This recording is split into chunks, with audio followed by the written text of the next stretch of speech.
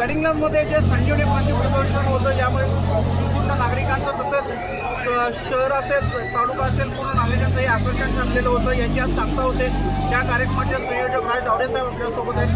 त्यांच्याकडून अधिक माहिती जाणून घ्या. डावरेसाहेब काय तुम्हाला सांगता होते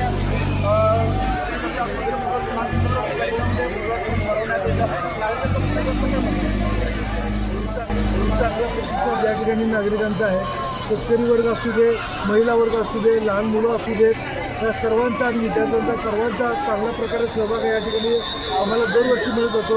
वर्षानुवर्ष गर्दी नवना आमच्याकडे वाढत जात आहे.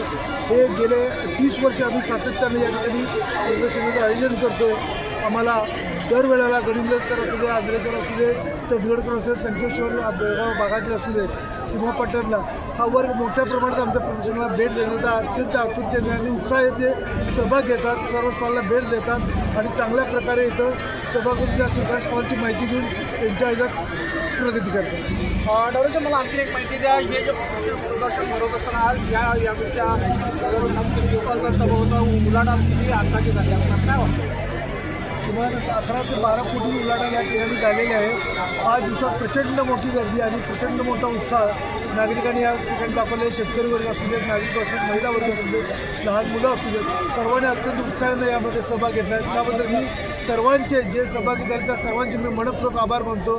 जय जय. धन्यवाद डावरेसाहेब. तर आपल्यासोबत हे संजीवनी कृषी पुण्याचे संयोजक राज डावरे साहेब बोलत होते. त्याने सांगितलेलं आहे की 11 ते 12 कोटीची उलाढाल अंदाजे झाली असण्याची शक्यता त्यांनी इथं वर्तवलेली आहे. त्यामुळे आपल्यावर त्या उलाढालीवर लक्षात येते गडिंग्लजकरांनी असेल, तालुक्यातील नागरिकांनी असेल की किती मोठा प्रतिसाद या संजीवनी कृषी प्रदर्शनाला दिलेला आहे. त्यामुळे त्यांनी समस्त गडिंग्लजकरांचे, तालुकावासियांचे आभार व्यक्त केलेले.